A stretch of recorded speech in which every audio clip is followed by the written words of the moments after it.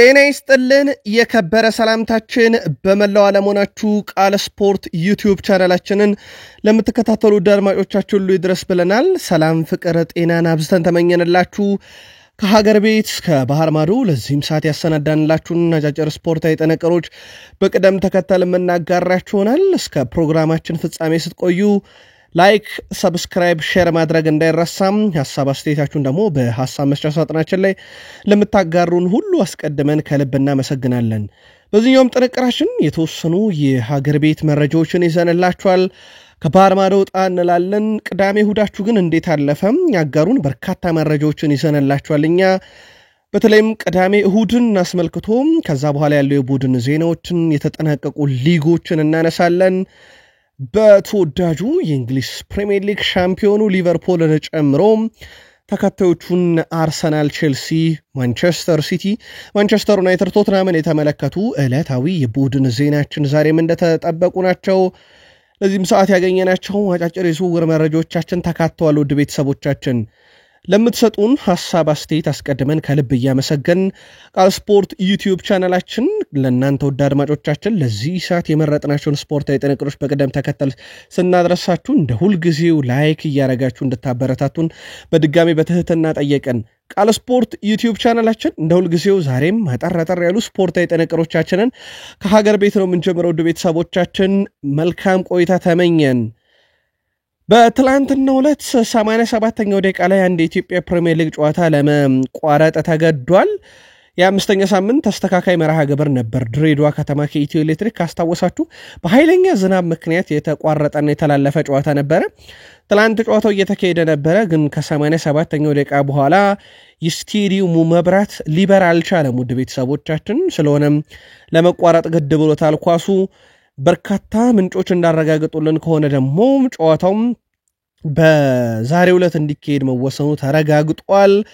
በ2017 የኢትዮጵያ ፕሪሚየር ሊግ የ25ኛ ሳምንት አስተካካይ መርሃ ግብር ድሬዳዋ ከተማ ከኢትዮ ኤሌክትሪክ ያገናኘው ጨዋታ 87ኛው ደቂቃ ላይ በመብራት አለመብራት ወይም በመብራት መጥፋት ምክንያት ጨዋታው ለመካሄዱን ተከትሎም ጨዋታውን ኢትዮ ኤሌክትሪክ በሽመክት ጉግሳና አሸናፊ ጥሩነህ 2-0 እየመራ ሲቋረጥ በዛሬውም ዕለት ከ87ኛው ደቂቃ ጀምሮ ዳኛው እስከሚጨምሩት ደቂቃ ድረስ ጨዋታው እንዲካሄድ ተወስኗል። የጨዋታውን ውጤት በቀጣይ የስፖርት የመረጃ ክፍለ ጊዜ ይፋ የምናደርግ ይሆናል። ግን እንዴት አገኛችሁት? አንዴ በዝናብ አንዴ መብራት ስለተቋረጠው የኢትዮጵያ ፕሪሚየር ሊጋችን። ወደ ባህር ማዶ ስፖርታዊ ጥንቅሮቻችን ደግሞ እንሻገር። ቃል ስፖርት ላይ ናችሁ። በድጋሚ መልካም ቆይታ ተመኘን። በዛሬው ዕለት በርከት ያሉ ጨዋታዎችን እንመለከታለን። በተለይም አጓጊው በሆነው በጣሊያን ሴሪኤ ወደ 3 የሚጠጉ ጨዋታዎችን እንመለከታለን። ዩዲኒዜ ከቦሎኛ፣ ሄላስ ቬሮና ከካግላሪ፣ ላዚዮ ከፓርማ ያደረጓቸው ጨዋታዎች ይጠበቃሉ። የዩዲኒዜና የቦሎኛ ጨዋታ ምሽት 1:30፣ ሄላስ ቬሮና ከካግላሪ፣ ላዚዮ ከፓርማ ምሽት 3:45 የሚጀምር ጨዋታ ነው። ዛሬ በእንግሊዝ ሻምፒዮንሺፕ አንድ በጣም ወሳኝ ጨዋታ ይደረጋል። በሊድስ ዩናይትድ እና በብሪስቶል ሲቲ መካከል የሚደረግ መርሃ ግብር ነው። ሊድስ ዩናይትድ አንደኝነትን ከበርንሌ ለመረከብ የሚደረግ መርሃ ግብር ነው። አንድ ቀሪ ጨዋታ ይቀራል ለበርንሌም ለአጠቃላይ ለሻምፒዮንሺፑም። ይህ ተስተካካይ መርሃ ግብር ነው የዛሬው። ሊድስ አንደኝነትን ለመረከብ ነው። ብሪስቶል ሲቲ ደግሞ ይህን ጨዋታ የሚያሸንፍ ከሆነ ቢያንስ በጥሎ ማለፉ ወደ ተወዳጅ የእንግሊዝ ፕሪሚየር ሊግ ለማለፍ ማረጋገጫ ዋስትና ይሆናል። ስለዚህ ብሪስቶል ሲቲ ዛሬ የሚያሸንፍ ከሆነ ለእንግሊዝ ፕሪሚየር ሊግ ለመፋለም ወይም ለእንግሊዝ ፕሪሚየር ሊግ ለማለፍ ወደሚደረገው ጥሎ ማለፍ ጨዋታ መግባቱን እንደዚሁ የሚያረጋግጥ ይሆናል። የሊዮኔል አንድሬስ ሜሲው ቡድን ኢንተር ማያሚ በሜዳውና በደጋፊ ፊት በዳላስ 4-3 በሆነ ውጤት ተሸንፏል። በእርግጥ ሜሲን አልተመለከትነውም በጨዋታው ላይ። አስቀድመው ዳላሶች በሞር ግብ 8ኛው ደቂቃ ላይ መሩ ነበረ። በኋላም ላይ ግን ለማመን የሚከብደው ነገር ኢንተር ሚያሚዎች 3 ግቦችን 16ኛው ደቂቃ ላይ ፒከልት፣ 29ኛው ደቂቃ ላይ ኦባንዶ፣ 56ኛው ደቂቃ ላይ ዴቪድ ማርቲኔዝ አስቆጥረው 3-1 ኢንተር ማያሚ መራ ነበር። ውድ ቤተሰቦቻችን እስከ 56ኛው ደቂቃ ላይ። በኋላም ላይ ግን ተጨማሪ 3 ግብ ተቆጠረባቸው። 64ኛው ደቂቃ ላይ ኦጋርዲን፣ 69ኛው ደቂቃ ላይ ጄሎ፣ 81ኛው ደቂቃ ላይ ፔድሪኒዮ ባስቆጠሯቸው ግቦች ዳላስ ከመመራት ከ3-1 መመራት ተነስቶ 4-3 ኢንተር ማያሚን ማሸነፍ ችሏል። ውጤቱን ተከትሎ ኢንተር ማያሚ ደረጃ ወደ 5ኛ አሽቆልቆላል በ18 ነጥብ። እርግጥ አንድ ቀሪ ጨዋታ አለው ግን አሁን ከመሪዎቹ መራቅ ጀምሯልና 5ኛ ደረጃ ላይ በኢስተርን ኮንፈረንስ የደረጃ ሰንጠረዥ ላይ 5ኛ ላይ መቀመጥ ችሏል። በአሰልጣኝ አንቶኒዮ ኮንቴ የሚመራው ናፖሊ የጣሊያን ሴሪኤን በ3 ነጥብ ልዩነት በትላንትናው ዕለት መምራት ጀምሯል። ናፖሊ ከቶሪኒዮ ጋር ያደረገውን ጨዋታ በስኮት ማክቶሚኔ 2 ግቦች 2-0 አሸነፈ። ስኮትላንዳዊ መሃል ሜዳ ተጫዋች ስኮት ማክቶሚኔም በዚህ ዓመት ለናፖሊ 11 የሊግ ግቦችን አስቆጥሯል። 9 ቁጥርም 10 ቁጥርም የአጥቂ አማካይም ተጫዋች እንዳልሆነ ይታወቃል። ማክቶሚኔ በውድድር ዘመኑም በሴሪያ በ15 ግቦች ላይ እንዲሁ በቀጥታ ተሳትፏል። ናፖሊ ያለፉትን 8 የጣሊያን ሴሪ ጨዋታም አልተሸነፈም። ናፖሊ አሁን በ74 ነጥቦች ሴሪውን ይመራል። ኢንተር ሚላን ትላንት አሰቃቂ ሽንፈት በሮማ ከደረሰበት በኋላ በ71 ነጥብ ወደ ሁለተኛ ዝቅ ብሏል። ቀጣይ ናፖሊ ሊቼ፣ ዤኖዋ፣ ፓርማና ካግላሪን ይገጥማል። በራሱ የጣሊያን ሴሪን መወሰን ሲችል ኢንተር ሚላን ሄላስ ቬሮና፣ ቶሪኖ፣ ላዚዮና ኮሞን ይገጥማል። የናፖሊን ውጤት የመጠበቅ ግዴታ ውስጥ ገብቷል ማለት ነው።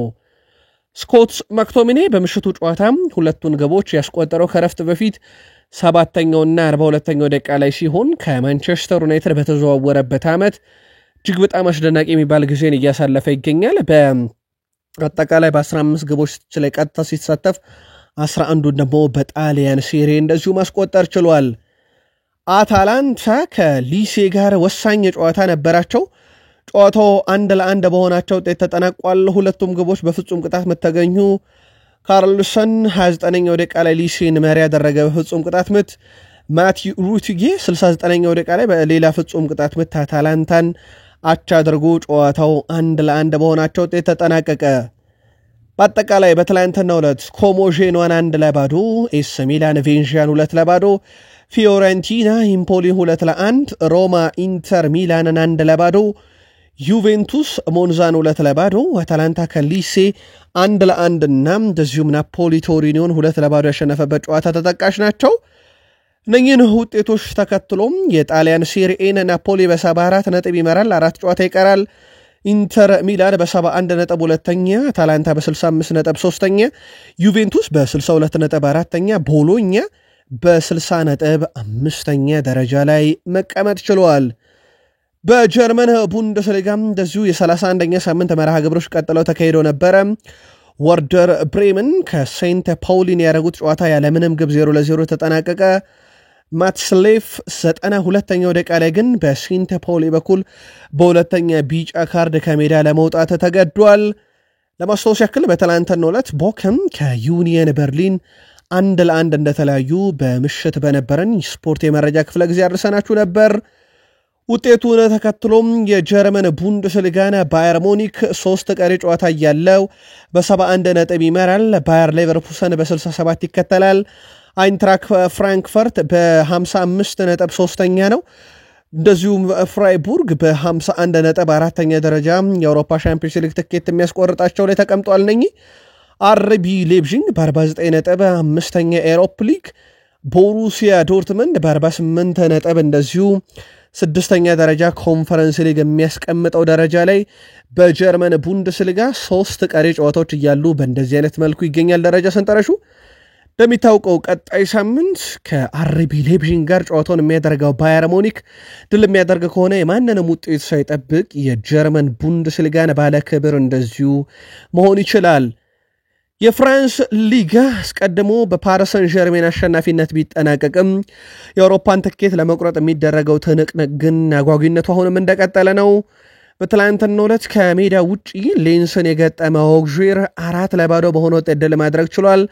የኦግዤርን 4 የማሸነፊያ ግቦች 33ኛውና 44ኛው ደቂቃ ላይ ኦኖዋዊ፣ 40ኛው ደቂቃ ላይ ፔሪን እንደዚሁ 73ኛው ደቂቃ ላይ ሆቪየር ማስቆጠር ችሏል። ፍጹም የተለየውን ቡድን ነው በትላንትናው ዕለት የተመለከትነውም። ማርሴም ብሪስትን 4-1 በሆነ ውጤት ድል ማድረግ ችሏል። በጨዋታው ላይ ጊዩሪ ሃትሪክ መስራት ችሏል። 8ኛው፣ 45ኛው፣ 63ኛው ደቂቃ ላይ ሲያስቆጠር ቀሪዋን የማርሴ ግብ ማሰን ግሪንውድ ማስቆጠር ችሏል። ብቸኛውን የብሪስት ግብ ሲመህ ነበር 25ኛው ደቂቃ ላይ አስቆጥሮ የነበረው። ግን በቡድኑን ከአቻነት የዘለለ ማስቀጠል አልቻለችም። እቺ ግብ ተጨማሪ 3 ግቦችን አስተናግደው ብሪስት 4-1 በማርሴ ለመሸነፍ ተገደዋል። በጨዋታው ላይ የቀድሞ የማንቸስተር ዩናይትድ ተጫዋች ሜሰን ግሪንውድ 1 ግብ አስቆጠረ፣ 1 አሲስት አደረገ። በአጠቃላይ በዚህ ውድድር ዓመት በፍራንስ ሊግ 19 ግቦችን እንደዚሁ ለማርሴ ማስቆጠር ችሏል። በፍራንስ ሊግም ሁለተኛው ከፍተኛ ግብ አስቆጣሪ እንደሆነ ይታወቃል። ብዙ ያልተዘመረለት የፍራንስ ሊግ ቁልፍ ተጫዋች ግን ጊዩሪ ነው። አሜን ጉሪ በትላንትናው ዕለት በነበረው ጨዋታ 3 ሙከራ አድርጎ ነው ወደ ቤተሰቦቻችን 3 ግብ ለማርሴ ያስቆጥረው ሃትሪክ የሰራው።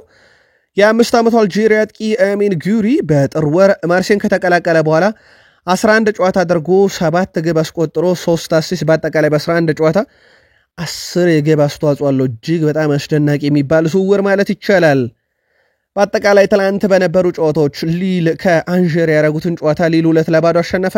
ኦግዤር ሌንስን 4-0፣ እንደዚሁም ሞንትሪፔሌ ከስታድ ዲ ሬሚስ 0-0፣ ናንትስ ከቱሉ 0-0፣ ኦሎምፒክ ማርሴይ ስታድ ብሪስቶስን 4-1 በሆነ ውጤት ያሸነፈበት ጨዋታ ተጠቃሽ ሲሆን በደረጃ ሰንጠረዡም ፓሪስ ሰን ዠርሜን በ78 ነጥብ አንደኛ መሆኑን አረጋግጦ ጨርሷል። በዛው ግን ቀሪ ጨዋታዎች አሉ፣ ነጥቡን ማሻሻል ይችላል። ማርሴይ በ58 ነጥብ ይከተላል። ሊል በ56 ነጥብ 3ኛ፣ ሞናኮ በ55 ነጥብ 4ኛ። እንደዚሁ እነኛ 4 ክለቦች የአውሮፓ ሻምፒዮንስ ሊግ ትኬት የሚያስቆርጣቸው ደረጃ ላይ ሲገኙ ኦሎምፒክ ሊዮን በ54 ነጥብ ኤሮፕ ሊግ፣ እንደዚሁም ኒስ በ54 ነጥብ ኮንፈረንስ ሊግ ናቸው። ግን ውድ ቤተሰቦቻችን ይህ በሚቀጥለው ሳምንት ሊቀየር የሚችልበት አጋጣሚ አለ። የፍራንስ ሊጋ በተለይም ደግሞ ወደ አውሮፓ ትኬት ቆርጦ ለማለፍ ሁለተኛ ባለው ማርሴይ መካከልና እንደዚሁም 7ኛ ባለው ስትራስቡርግ መካከል ያለ የነጥብ ልዩነት 4 ብቻ ነው። ስትራስቡርግም የአውሮፓ ሻምፒዮንስ ሊግ ትኬት ሊቆርጥ የሚችልበት እድል አለ ማለት ነው። በሂሳባዊ ስሌት ቪክተር ጊዮኬሬስክ አሁንም እያስደነቀን አሁንም እያስገረመን ቀጥሏል። በትላንትናው ዕለት ስፖርቲንግ ሊዝበን ከሜዳ ውጪ ቦቫሲን 5-0 ባሸነፈበት ጨዋታ ላይ ቪክተር ጊዮኬሬስክ ሃትሪክ ሰርቷል።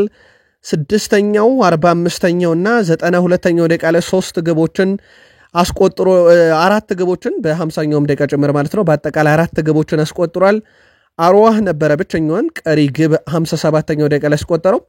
ጊዮኬሬስክ ትላንት ሃትሪክ ከመስራት አልፎ 4 ግቦችን ለስፖርቲንግ ሊዝበን አስቆጠረ።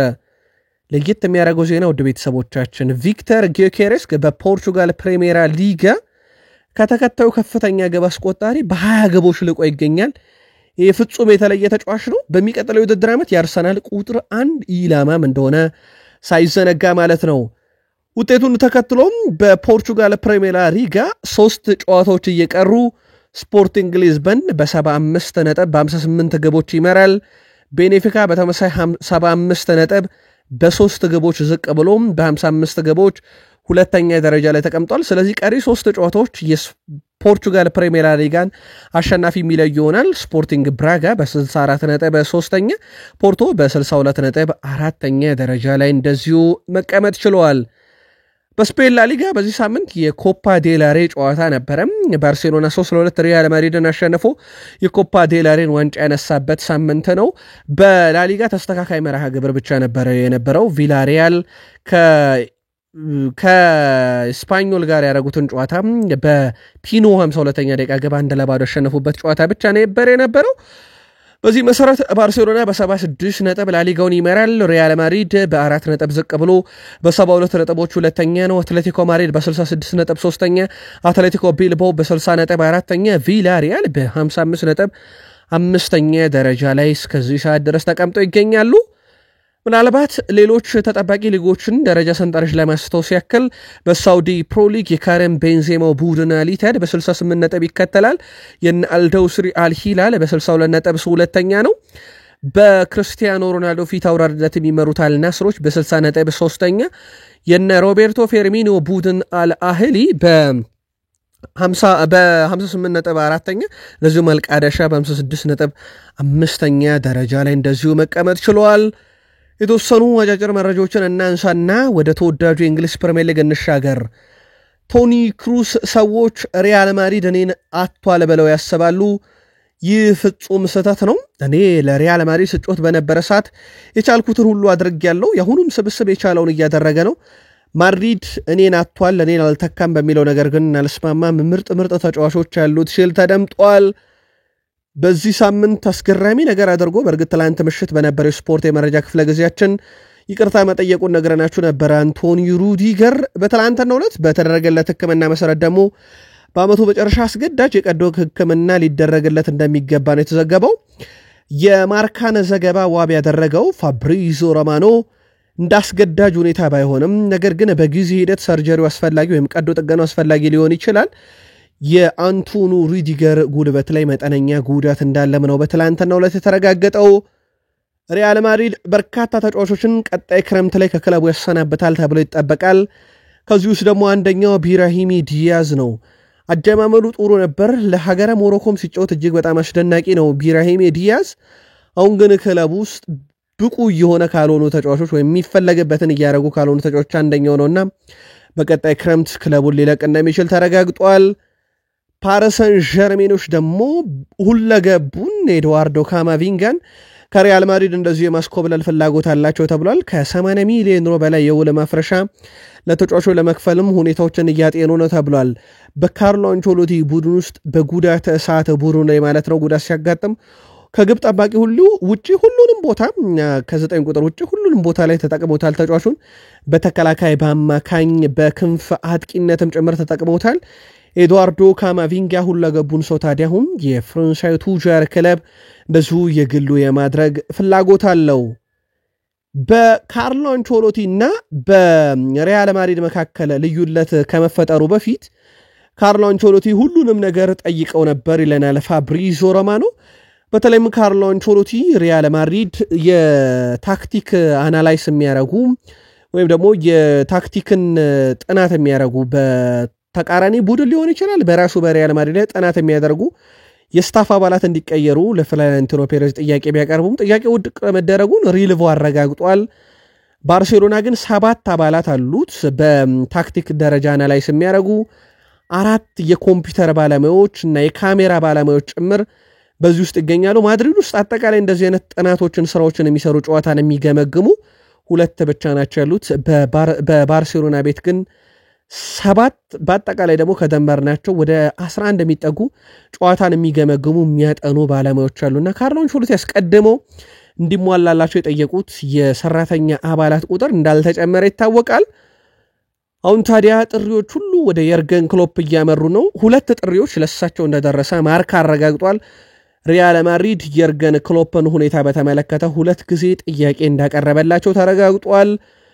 አሰልጣኝ ካርሎ አንቸሎቲ ላሊጋው ሲጠናቀቅ ሪያል ማድሪድን እንደሚለቁ ለክለቡም ማስታወቃቸውን የገለጸው አትሌቲክ ነው። አሰልጣኝ ካርሎ አንቸሎቲ በአመቱ መጨረሻም የብራዚል ብሔራዊ ቡድን ለመረከብ ከስምምነት መድረሳቸውም እየተገለጸ ነው። ይህንም ተከትሎ አሰልጣኝ ካርሎ አንቸሎቲ ሪያል ማድሪድን በዓለም ክለቦች ዋንጫ ውድድር ላይመሩም ይችላሉ ተብሏል። አሰልጣኝ ሻቪ አሎንሶ ቀጣይ ሪያል ማድሪድ ለመረከብ ቁጥር 1 ሲሆን ሌላኛው ክሎፕ ናቸው ተብሏል። በቀጣይ ሪያል ማድሪድ ከነኚህ 2 አሰልጣኞች ጋር ከቁጥር 1ም ከቁጥር 2ም ጋር ድርድር ካደረገ በኋላ ቀጣዩን የሪያል ማድሪድ አሰልጣኝ ይወስናል ተብሎ ይጠበቃል። ግን ማድሪዳውያን ቀጣይ ውድድር ዓመት ክለባችሁን የፍሎሬንቲኖ ፔሬዙ ቁጥር 1 ተመራጭ ሻቪ አሎንሶ ወይንስ ቁጥር 2 ተመራጩ ክሎፕ ቢያሰለጥነው ስኬታማ ይሆናል? የግል መልከታችሁን በሐሳብ መስጫ ሳጥናችን ላይ አስፍሩልን። ኤስ ሚላኖች ደግሞ ከሮማ በውሰት እያጫወቱ የሚገኙትን ታሚ አብርሃ ኮንትራት ቋሚ ማድረግ ፍላጎት እንዳላቸው ጋዜጣ ዴሎ ስፖርት አስነብቧል። አስደናቂ ውድድር ዓመትን በኤስ ሚላን ቤት እያሳለፈ ነውና ተጫዋቹን ቋሚ ማድረግ ፍላጎት እንዳላቸው ጋዜጣ ዴሎ ስፖርት አስነበበ።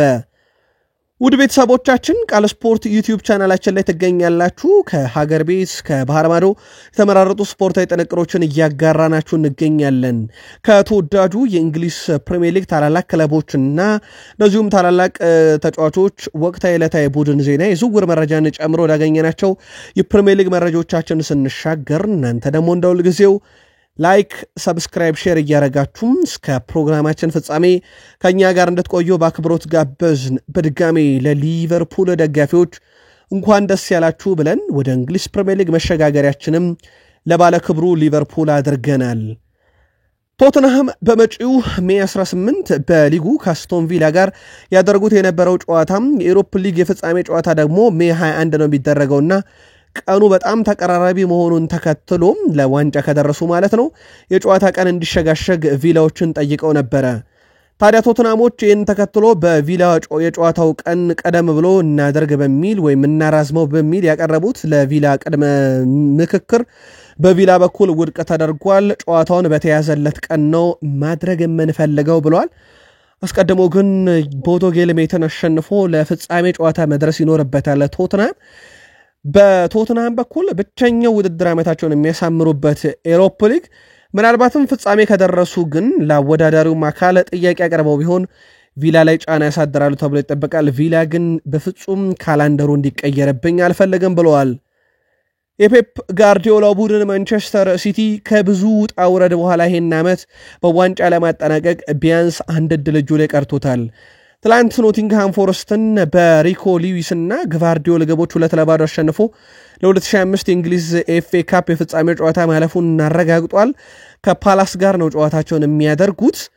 ማንቸስተር ሲቲዎች ለሶስተኛ ተከታታይ ዓመት ኤፍኤ ካፕ ፍጻሜ ደርሷል። የፍጻሜ ጨዋታቸውን ከአንድ ወር በኋላ ነው በዌምብሌ የሚያደርጉት። እጅግ በጣም አስደናቂ ጊዜን እያሳለፈ ይገኛል ይህ ቡድን። ባለፈው የውድድር ዓመት እንኳን ይሄን ዋንጫ ተነጥቀውታል። ቢያንስ ዘንድሮ ግን የሚገጥሙት በንጻሬ ካየነው ፓላስን ነው። ፓላስ ለመጀመሪያ ጊዜ፣ ሲቲ ደግሞ ደጋግሞ ለማንሳት ፕላስ የውድድር ዓመቱን በዋንጫ ለማጠናቀቅ የሚደረገ ትንቅንቅ ነው። የፔፕ ጋርዲዮላ ቡድን ቀስ በቀስ ቢያንስ ዓመቱን ለማሳመር ጥረት እያደረገ ይገኛል። ፔፕ ጋርዲዮላ በኤፍኤ ካፕ የፍጻሜ ተፋላሚ፣ በፕሪሚየር ሊጉ ደግሞ አሁን ወደ 61 ነጥቦችን በመሰብሰብ አራተኛ ደረጃ ላይ መቀመጥ ችሏል። በእርግጥ ይህ ደረጃ በኖቲንግሃም ፎረስት አንድ ድል ሊንሸራተቱ ይችላል ወደ አምስተኝነት ቀሪ ጨዋታ ስላለው ኖቲንግሃም ፎረስት። ግን በዚህ ሰዓት ማንቸስተር ሲቲ በ61 ነጥብ አራተኛ ነው፣ የፍጻሜ ተፋላሚ ነው በኤፍኤ ካፕና የጋርዲዮላ ቡድን ቀስ በቀስ ወደ ሪትሙ እየመጣ ይመስላል። ምንም እንኳን የፕሪሚየር ሊግ ዋንጫን ለአራት ተከታታይ ዓመት ካነሳ በኋላ ለሻምፒዮንስ ሊግ የሚፋለም ቡድን ቢሆንም ዘንድሮ የማንቸስተር ሲቲ ዋና አሰልጣኝ ታዲያ ፔፕ ጋርዲዮላ ሊቨርፑል የሊጉን ዋንጫ በማሸነፉ እንኳን ደስ ያላችሁ ብለው መልእክት አስተላልፈዋል። ከኤፍኤ ካፕ ድላቸው በኋላ ከጋዜጠኞች ጋር ቆይታ የነበራቸው አሰልጣኝ ፔፕ ጋርዲዮላ በመጀመሪያ ግን ሊቨርፑልን እንኳን ደስ ያላችሁ ማለት ፈልጋለሁ ብለዋል። ሊቨርፑል አስደናቂ ቡድን ነው፣ ዋንጫውን ማሸነፍ ይገባቸዋል ብለዋል ፔፕ ጋርዲዮላ። ትናንትና ከሳቸው ቡድን ድል በኋላ በነበረው ጋዜጣዊ መግለጫ ላይ አስቀድመው የተናገሩት ነው። ቸልሲ ፕሪሚየር ሊጉን ያሸነፈም የመጨረሻው የለንደን ቡድን ሆኖ አሁንም ቀጥሏል። ትላንት የመርሳይዱ ክለብ ሊቨርፑል ሻምፒዮን መሆኑን ተከትሎ አርሰናል ከዚህ በኋላ ቢያጠናቀቁ ሁለተኛ ነው። ስለዚህ አሁንም ለመጨረሻ ጊዜ ፕሪሚየር ሊጉን ያነሳው የለንደን ክለብ ቸልሲ ሆኖ ይቀጥላል ማለት ነው። ቸልሲ ለ20 ዓመታት በስታንፎርድ ብሪጅም በኤቨርተን ያለመሸነፍ ጉዞን በዚህ ሳምንት አስቀጥሏል። ኒኮላስ ጃክሰን በእግር ኳስ ሕይወቱ ለመጀመሪያ ጊዜ ከፍጹም ቅጣት ምት ውጪ ግብ አስቆጠረበት ጨዋታ ቸልሲ ኤቨርተንን ስታንፎርድ ብሪጅ ላይ 1-0 እንደዚሁ ማሸነፉ ይታወሳል።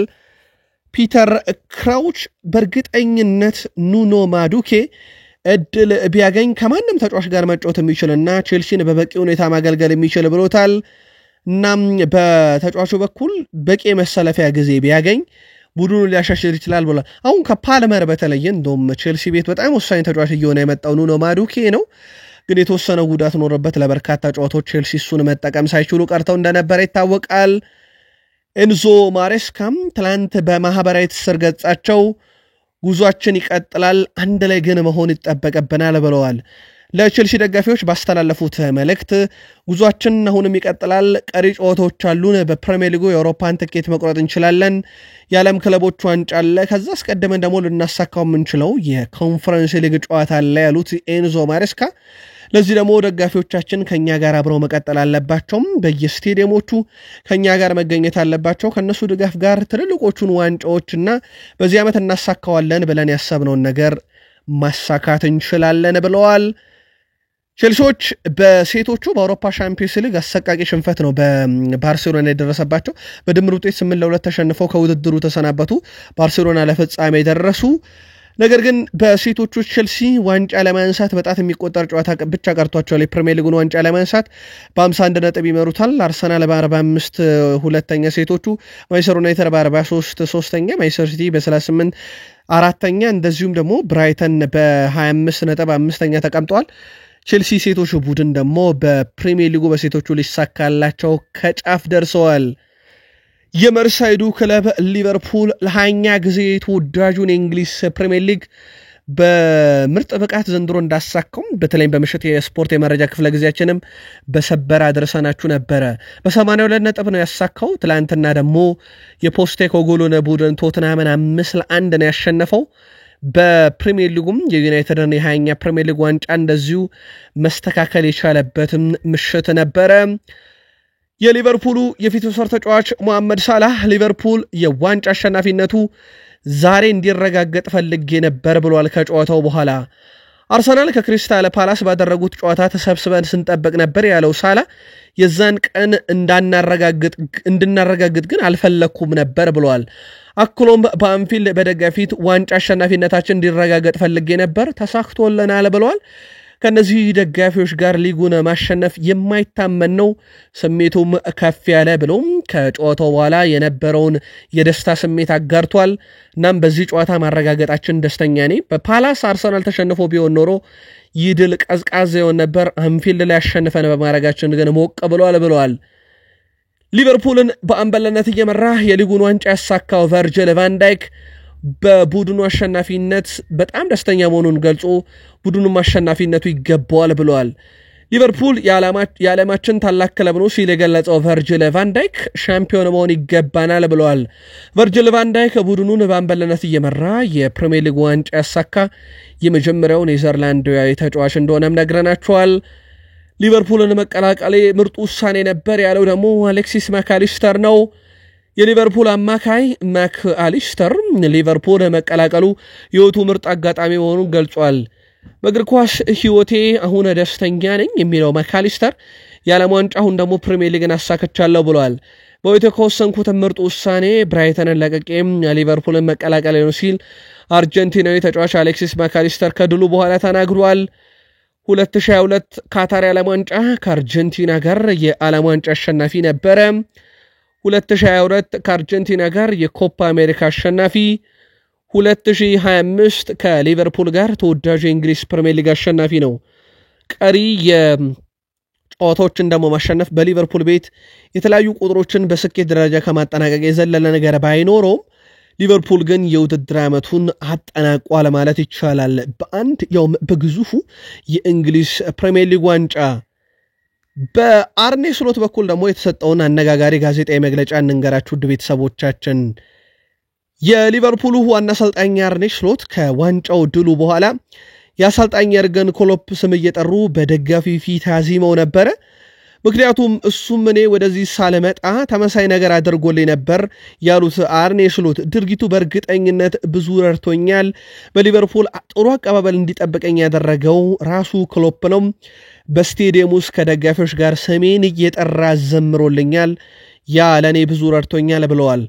አክሎም አሰልጣኝ ክሎፕ ትቶት በሄደው ቡድን እንዲሁም በቡድኑ ባስቀመጠው ባህል የበለጠ ተጠቅመናል፣ ዋንጫውን ለማሳካታችን በሊቨርፑል የሌለው ክሎፕ ወሳኝ ነበር ብለዋል።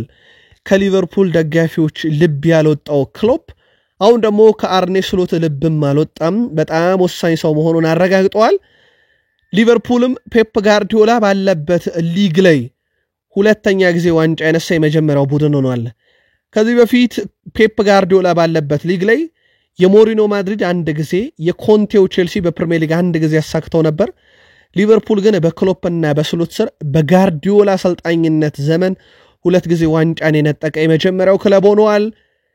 ሴቦዝ ላይ የፕሪሚየር ሊግ ዋንጫን አሸነፈ። በታሪክ የመጀመሪያው ሃንጋራዊ ተጫዋች መሆን ሲችል ኤንዶ የፕሪሚየር ሊግን ዋንጫ ያነሳ አራተኛው ጃፓናዊ ተጫዋች መሆን ችሏል።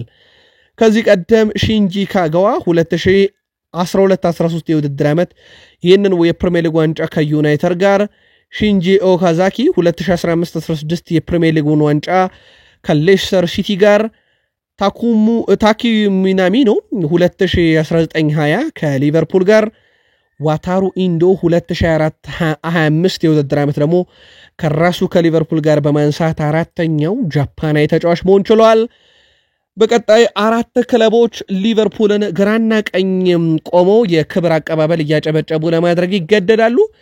ከቀጣይ ሳምንት ጀምሮ ቼልሲ፣ አርሰናል፣ ብራይተን እና ፓላስ ይህንን ለማድረግ ይገደዳሉ ማለት ነው። የክብር አቀባበል ሊቨርፑል 4 ጨዋታዎች እንደሚቀሩት ይታወቃል። በእንግሊዝ ፕሪሚየር ሊግ በርካታ ጨዋታዎች እየቀሩት የፕሪሚየር ሊግን ዋንጫ በማንሳት የ2019-20ውን ሊቨርፑል የሚስተካከል የለም። 7 ጨዋታ እየቀረው ነበር ፕሪሚየር ሊጉን ያን ያሳካው። ቀጣዩን ክለብ ሳያጓጓ ነበር የጨረሰው። ዘንድሮም በተመሳይ አርሰናልን ፍጹም የበላይ ሆኖ ነው የጨረሰበት። የፕሪሚየር ሊጉን ዋንጫም ቀደም ብሎ በሂሳባዊ ስሌት አላረጋገጠም እንጂ ሊቨርፑል ቀድሞም የተተነበየለት ነበረ። ዘንድሮም ተመሳይ ነገር ያደረገው ልክ እንደ 2019 ነው። ያኔ እንኳን ከፍ ያለ ነው፣ በ7 ጨዋታ ይልቅ ነበረ። ዩናይትድ እና ማንቸስተር ሲቲ ከዚህ ቀደም 5 ጨዋታ እየቀረ አድርገውታል። ሁለተኛው ከፍተኛው ነው። ከዛ ውጪ ማንቸስተር ዩናይትድ፣ አርሰናል በተመሳይ ማንቸስተር ዩናይትድ ይህንን ለ4 ጨዋታ እየቀራቸውም ለበርካታ ጊዜ አድርገውታል። አሁን ደግሞ ሊቨርፑል ይሄን ተቀላቅሏል። እጅግ በጣም አስደናቂ ውድድር ዓመት ዘንድሮ አሳለፈ። ሊቨርፑል ቨርጂል ቫን ዳይክን 2018 ከማስፈረመው በፊት በነበሩት 12 ዓመታት 2 ዋንጫ ብቻ የነበረው ክለብ ነው። ሊቨርፑል ቨርጂል ቫን ዳይክን ካመጣ በኋላ 9ኛ የአጠቃላይ የተለለቁ ውድድሮች ባለክብር ሆኗል። 2 ፕሪሚየር ሊግ፣ 1 የአውሮፓ ሻምፒዮንስ ሊግ በትልቁ ይጠቀሳል። ሳላህ በሊቨርፑል መለያ ብዙ ግብ ያስቆጠረባቸው ክለቦችን ከተመለከትን ዩናይትድ 16 አስቆጥሮበት ትልቁ ነበር። በትላንትናው ዕለት ቶትናም ላይ ግብ ማስቆጠሩን ተከትሎ በተመሳይ 16 ግብ ደርሷል ሁለቱ ክለቦች ላይ። ቶትናምም በአንጌል ፖስቴኮግሉ እየተመራ በዚህ ጨዋታ ላይ 19ኛ የፕሪሚየር ሊግ ሽንፈቱን አስተናግዷል። እጅግ በጣም አስከፊ ጊዜን እያሳለፈ ይገኛል የፖስቴኮግሉ ቡድን። ሊቨርፑል የሚገባውን ሻምፒዮንነት አግኝቷል። ጨዋታውን በጥሩ ሁኔታ ጀምረን ነገሮችን አስቸጋሪ አድርገንባቸው ነበረ ብለዋል አንጌል ፖስቴኮግሉ። ይመሩ ነበረ፣ በኋላ ነው 5 ግብ የተቆጠረባቸው። በኋላም በስቴዲየም ውስጥ ካለው ድባብ አንጻር ወደ ጨዋታው መመለስ በጣም ከባድ ነበረ ብለዋል ቶትናም ሆትስፐርስ አሰልጣኝ ፖስቴኮግሉ። የርገን ክሎፕ 2019 ቶትናምን በማሸነፍ የሊቨርፑል አሰልጣኝ ሆነው የመጀመሪያውን ዋንጫ አሸነፉ። አርኔ ስሎት 2025 ቶትናምን በማሸነፍ በሊቨርፑል ቤት የመጀመሪያ ዋንጫቸውን አነሱና ለሁለቱ አሰልጣኞች ሊቨርፑል እጅግ ቶትናም ወሳኝ ነበረ። በተለይ እሳቸው ቶትናምን በማሸነፍ የአውሮፓ ሻምፒዮንስ ሊግ ግዙፉን ዋንጫ ክሎፕ አንስተውበት እንደነበረ ይታወቃል።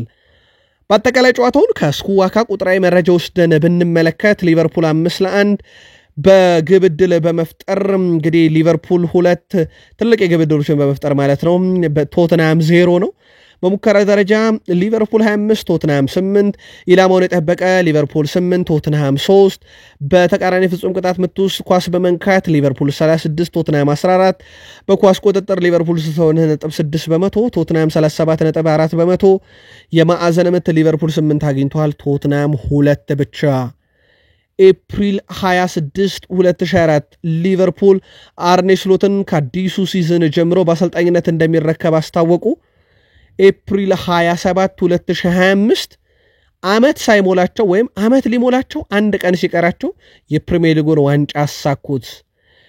ነገሮችን ቀላል አድርጎልናል ስሎት። ያደረጋቸውም ነገሮች ቁጥሮች ይገልጹታል። አሁን ላይ ብዙ መከላከል የለብኝም፣ ስልቶቹ ሙሉ በሙሉ የተለያዩ ናቸው። አርኔ ስሎት በመካከላችን በመገኘቱም ልንኮራ ይገባል። እኔ በማጥቃትና በመከላከልም ቡድኑን ሚዛን ጠብቄ እንዳደርግ ያደረገኝ እሱ ነው። አርኔ ስሎት ለሊቨርፑል በቃል የሚገለጽ አሰልጣኝ አይደለም ብሏል።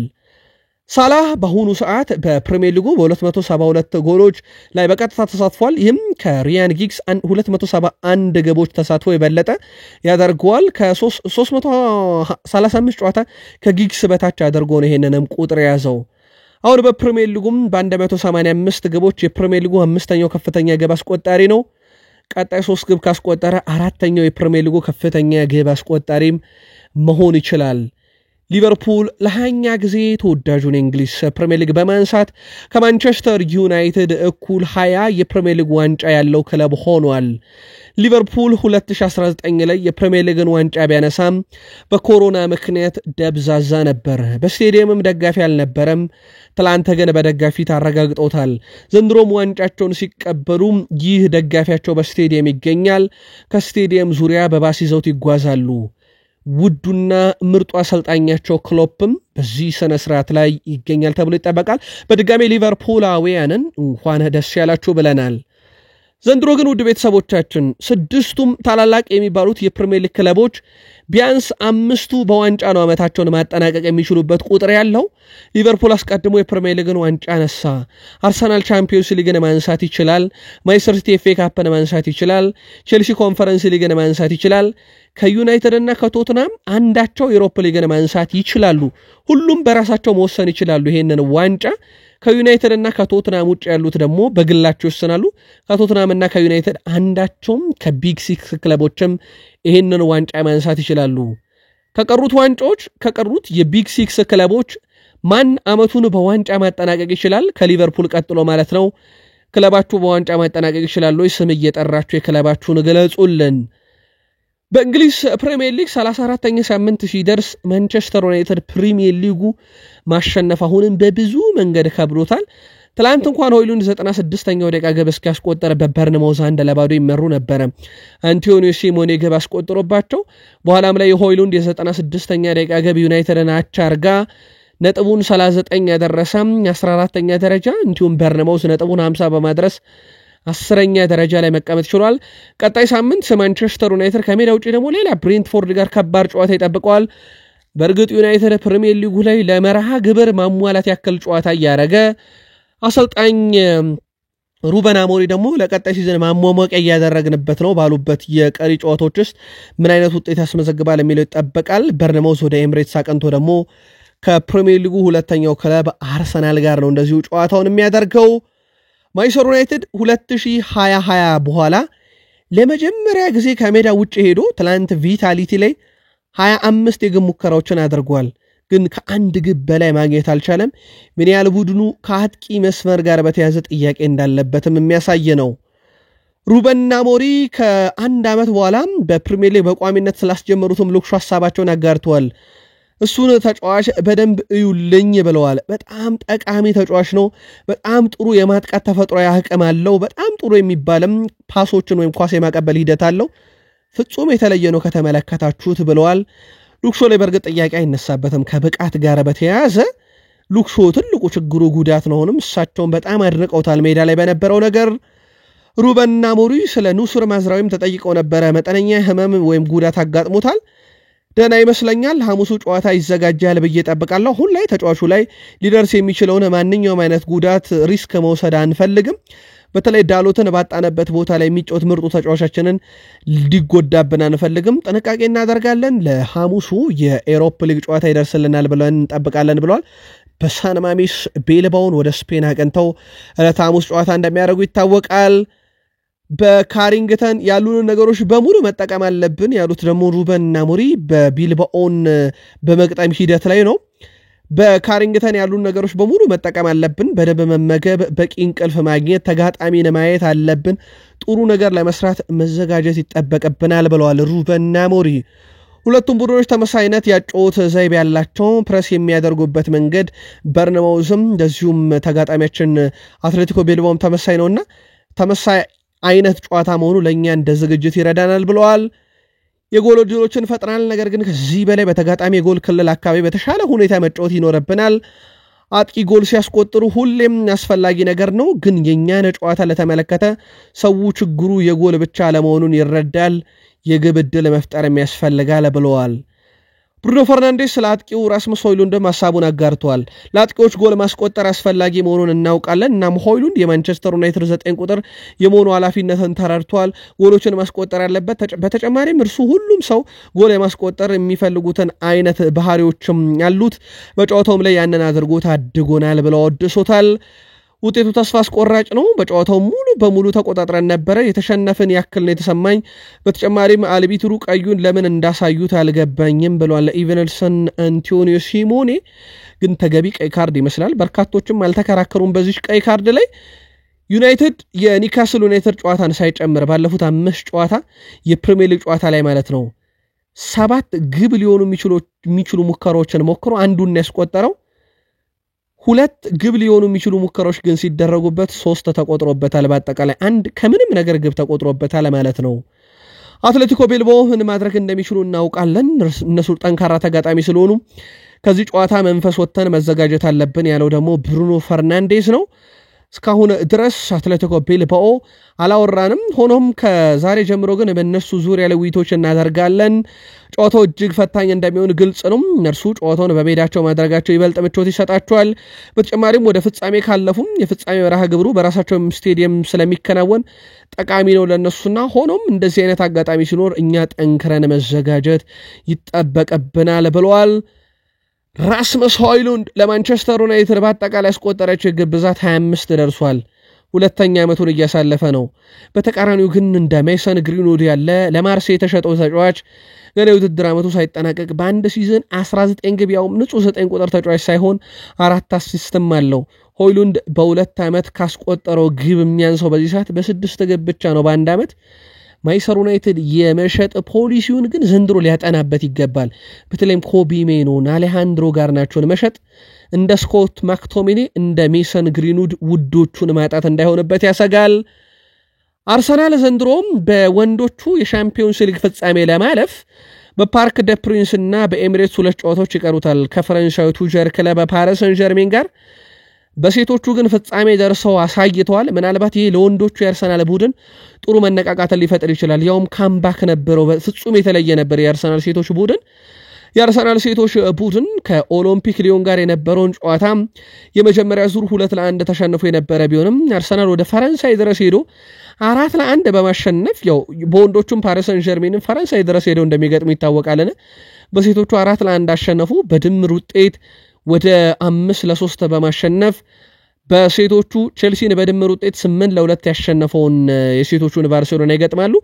የፍጻሜው ጨዋታ ከ27 ቀናት በኋላ ይካሄዳልና ለአርሰናል ወንዶቹ ቡድን መነቃቃት የሚፈጠር ውጤት ነበር በትላንትናው ዕለት የተመዘገበው። በነገራችን ላይ የአርሰናል ሴቶቹ ቡድን ብቸኛ የሻምፒዮንስ ሊግ ዋንጫን ያነሳ የእንግሊዝ ቡድን ነው። የሊዮን ሴቶች ቡድን ደግሞ ባለፉት 2 ዓመታት በሜዳቸው አንድም ሽንፈት ቀምሰው አያውቁም ነበረ። አርሰናል ግን በሴቶቹ ፈረንሳይ ድረስ ሄደው ኦሎምፒክ ሊዮን በ2 ዓመት ያላየውን ሽንፈት 4 ግብ አስቆጥረው እንዲያዩት አድርገዋል። የአርሰናል ሴቶች ቡድን ጥንካሬ በትላንትናው ዕለት በነበረው ጨዋታ በብዙ መንገድ አነቃቂ ነበር ብለውታል። አርሰናል በሊጉ ተከታታይ 3 ጊዜ ሁለተኛ ወጥቶ በጨረሰባቸው ዓመታት ቀጥሎ በአራተኛው ዓመት ዋንጫ አንስቷል። ውድ ቤተሰቦቻችን 1999 አርሰናል ሁለተኛ ሆኖ ጨረሰ። ከዛ 2000 ሁለተኛ፣ 2001 ሁለተኛ፣ 3 ዓመት ሞላው። በርካቶች በአርሰናል ተስፋ ሲቆርጡ በአራተኛው ዓመት ላይ ግን ከሁለተኝነት ተላቆ የፕሪሚየር ሊግን ዋንጫ ነሳ። ዘንድሮ 2023 ጀምሮ ሁለተኝነቱ እንዳለ ነው። 2024 ሁለተኛውን የጨረሰው 2025 በሂሳባዊ ስሌት አልጨረሰም። አሁን ባለው ሁኔታ ግን ሁለተኛው ነው የሚጨርስ ይመስላል። ለማንኛውም ይህ ሲሆን ለሶስተኛ ጊዜ ነው። አራተኛው ላይ እንደለመደው ዋንጫውን ያነሳሉ የሚለው ደግሞ ቀጣይ ዓመት ይጠበቃል። በሂሳባዊ ስሌት ገና አልተረጋገጠም። አርሰናል ሁለተኛው ነው መጨረሱ። በቀሪ ጨዋታዎች በሲቲም በቼልሲም በኖቲንግሃም ፎረስትም በኒካስል ዩናይትድም ስላለ በሂሳባዊ ስሌት አርሰናል ገና ሁለተኛ ሆኖ መጨረሱን ግን አላረጋገጠም። ኢታን ንዋኔሪ ለክለቡ የበለጠ ስኬት ለማምጣት ጠንክረን እንሰራለን ብለዋል። በተለይም በዚህ ውድድር ዓመት ቡድናችን አንድ ዋንጫ ያስፈልገዋል፣ ለደጋፊዎቻችን የምናበረከተው ዋንጫ ያስፈልገናል፣ ለዛ ጠንክረን እየሰራ ነው። የአውሮፓ ሻምፒዮንስ ሊግ ዋንጫን ለማንሳትም ቡድኑ ዝግጁ ነው ብለዋል። ሌላኛው ኮንትራት በቅርቡ ይፈርማሉ ተብሎ የሚጠበቀው ከኢታን ንዋኔሪ ጋር ማይለ ሉዊስ ስኬሊም ለክለቡ ዋንጫ ለማምጣት በየቀኑ እጅ ሳልሰጥ እየሰራው ይገኛለሁ ብሏል። ሁለቱ ታዳጊ ተጫዋቾች ዘንድሮ በማይከል አርቴታ ቡድን ውስጥ ክስተት እንደሆኑ ይታወቃል። ለአውሮፓ ሻምፒዮንስ ሊግም ለፕሪሚየር ሊግም ለነበራቸው አርሰናል ምርጥ ጊዜ ካለን እነኚህን ተጫዋቾችም እንደዚሁ መጥራት ይኖርብናል። ዛሬ በጣሊያን ሴሪያ ዩዲኒዜ ከቦሎኛ ምሽት 1:30 ሄላስ ቬሮና ከካግላሪ ለዚሁም ላዚዮ ከፓርማ ምሽት 3:45 በእንግሊዝ ሻምፒዮንሺፕ ሊድስ ዩናይትድ ከብሪስቶል ሲቲ እጅግ በጣም ወሳኝ ጨዋታ በፕሪሚየር ሊግ ጥሎ ማለፍ ለማረጋገጥ ብሪስቶል ሲቲ ሊድስ አንደኛ ሆኖ ለመጨረስ በትላንትናው ዕለት ግን ሊቨርፑል ቶትንሃምን 5-1 በማሸነፍ የእንግሊዝ ፕሪሚየር ሊግ ለሃያኛ ጊዜ ድል ሲያደርግ በርንማውዝ ከዩናይትድ 1-1 ተለያዩ። በእንግሊዝ ኤፍኤ ካፕ ማንቸስተር ሲቲ ኖቲንግሃም ፎረስትን 2-0 አሸንፎ ባለክብር ሲሆን በላሊጋው ቪላሪያል ስፓኞልን 1-0 አሸንፏል። በጣሊያን ሴሪያ ኢንተር ሚላን በሮማ መሸነፉን ተከትሎ ናፖሊ ቶሪኖን አሸንፎ የጣሊያን ሴሪያም መሪ መሆን የቻለበት ነበር። ቡንደስሊጋው በቀጣይ ባየር ሙኒክን ሻምፒዮን ሊያደርግ አንድ ሳምንት ሲቀረው በፍራንስ ሊጋ ቶፕ 4 ሆኖ ለመጨረስ ያለው ትንቅንቅ እስከ መጨረሻው ሳምንት አጓጊ ሆኖ ይቀጥላል። ኢንተር ሚያሚ ያልታሰበ ሽንፈት በዚህ ሳምንት በዳላስ አስተናግዷል። ቃል ስፖርት ዩቲዩብ ቻናላችን እነኝና ሌሎች የመሳሰሉ ስፖርት ጥንቅሮቻችንን ላለፉት ጥቂት ደቂቃ አስደመጥናችሁ። ላይክ ማድረግ እንዳይረሳ፣ አበረታቱን። ሐሳብ አስተያየታችሁን አስቀድመን ከልብ አመሰገን።